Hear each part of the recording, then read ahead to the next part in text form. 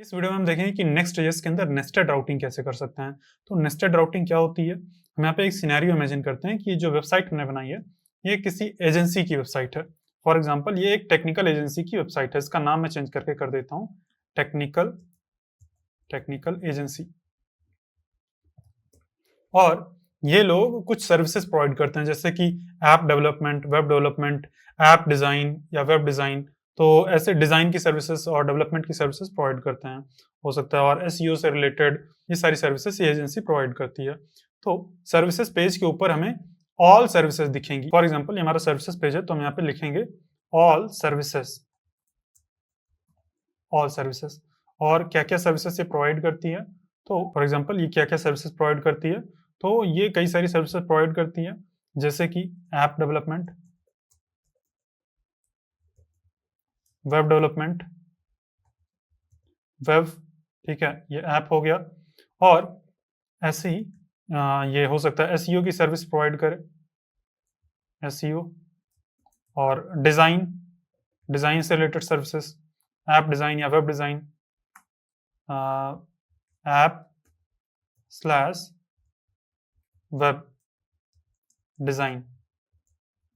मान लो कि किसी को केवल डिजाइन करवाना है, पूरा का पूरा बिल्ड नहीं करवाना है, फिग्मा में डिजाइन करवाना है, तो ऐप वेब डिजाइन, ये सारी सर्विसेज ये प्रोवाइड करती है। तो अब अगर हम ऑल सर्विसेज के ऊपर जाएंगे, मतलब सर्विसेज पेज के ऊपर जाएंगे, तो हमें ये सारी सर्विसेज दिखेंगी। अब ये सारा एक ही लाइन में आ रहा है, इसके लिए मैं इन सबको एक पैराग्राफ टैग के अंदर रख देता हूँ। एक मिनट, ये एक पैराग्राफ टैग हो जाएगा। तो हमारा पैराग्राफ टैग हो गया, और इसको मैं डुप्लीकेट कर लूंगा 4 बार, और इसके अंदर हम अपना लिंक टैग पेस्ट कर देंगे। हमारा जो लिंक कंपोनेंट था, इसको हम यहाँ पे पेस्ट कर देंगे।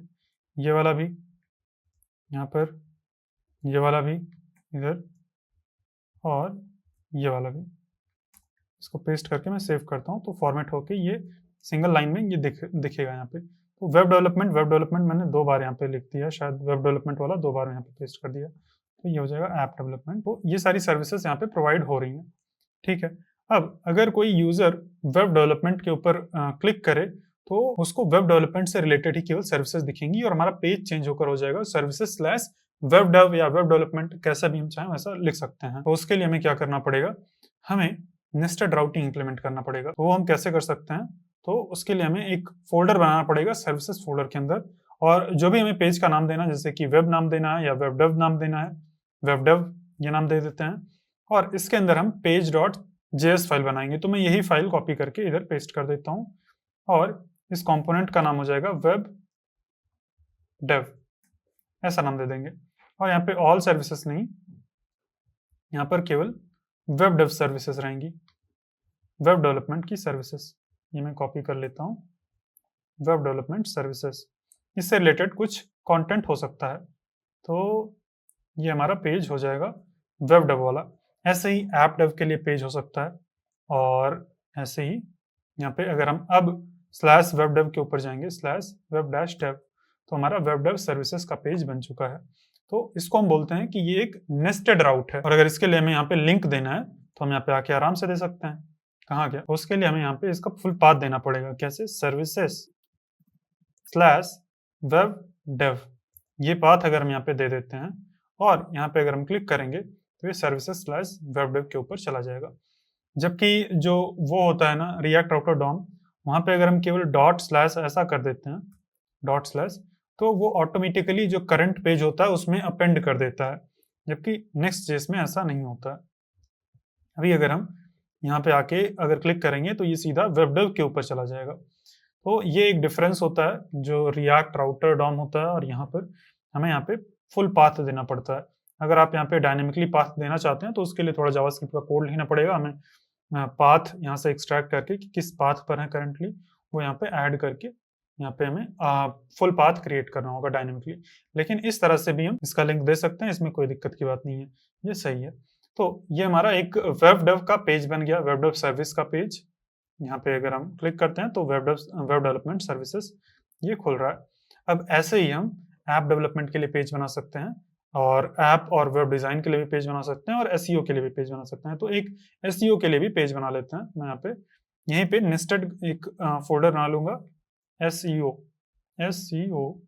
इस नाम का, और SEO फोल्डर के अंदर हमारा जो page.js रहेगा, यहाँ पर हम लिख देंगे SEO सर्विसेज, और यहाँ पर लिंक की ज़रूरत नहीं है, इसको हटा देते हैं, और इस कंपोनेंट के अंदर भी लिंक की ज़रूरत नहीं होगी, इसको भी हटा देते हैं।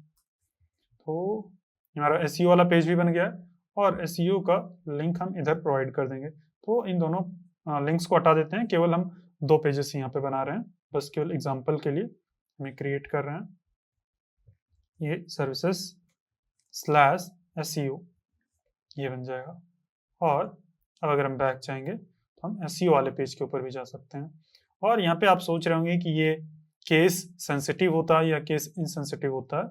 अगर हम यहाँ पे SEO, तो ऐसा अगर हम कर देते हैं तो ये नहीं काम करेगा, ये केस सेंसिटिव होता है। अगर हम यहाँ पे अब आके देखेंगे तो ये नहीं खुलेगा, हमें यहाँ पे कैपिटल SEO के ऊपर जाना पड़ेगा। और ये कन्वेंशन नहीं होता है, ऐसे हम नहीं क्रिएट करते हैं पाथ का नेम कैपिटल में, हम सारा कुछ स्मॉल लेटर में ही क्रिएट करते हैं। तो मैं इसको Ctrl+Z कर देता हूँ, और ये Ctrl+Z हो गया, और हमारा ये सिंपल वाला SEO पेज खुल जाएगा। ये तो मुझे उम्मीद है कि आपको नेस्टेड राउट्स क्रिएट करना समझ में आ गया होगा कि नेस्टेड राउट्स कैसे क्रिएट करते हैं। लेकिन यहाँ पर अगर हमें मान लो कि एक पोस्ट्स का राउट होता, जैसे कि हमारे सर्वर के ऊपर कुछ पोस्ट हैं, कुछ social media post, Facebook post या इंस्टाग्राम पोस्ट वो रखी हैं। अब उसके अंदर तो 3 पोस्ट नहीं होंगी या 2 पोस्ट नहीं होंगी, वहाँ पे तो हजारों पोस्ट होंगी। तो उसके लिए हम कैसे मल्टीपल राउट्स क्रिएट करेंगे, क्योंकि उसके लिए तो हम हजारों पेजेस ऐसे फाइल के अंदर लिख के तो नहीं क्रिएट कर सकते हैं, क्योंकि हजारों पोस्ट्स हैं। तो उसके लिए हमें डायनेमिक राउटिंग की जरूरत पड़ती है। तो हम लोग मिलते हैं नेक्स्ट वीडियो में और देखते हैं डायनेमिक राउटिंग क्या होती है।